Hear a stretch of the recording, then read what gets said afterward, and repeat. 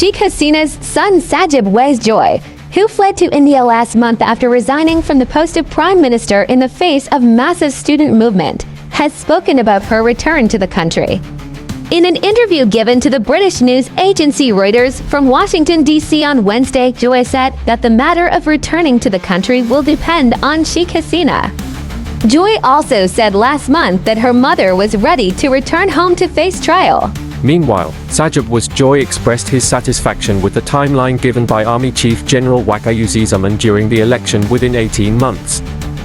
However, he also commented that this timeline is much later than expected.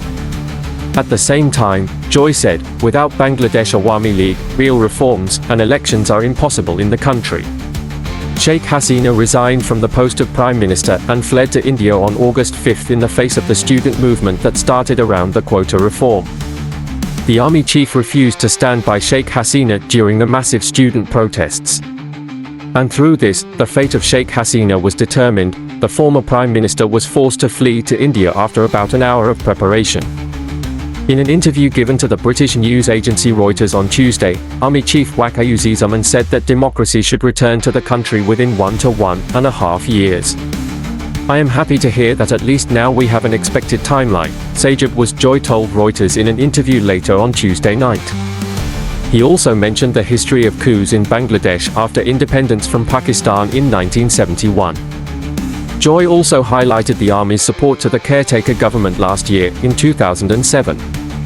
After 2 years in 2009, Sheikh Hasina came to power through the elections held under the caretaker government. He ruled the country for 15 years before resigning and fleeing to India. After the escape of Sheikh Hasina, there was chaos in the police force. Since then, the strong military of Bangladesh has been playing a key role in normalizing the situation in the country. Chief of Army Staff Sheikh Hasina said that he is the chief advisor of the interim government every week.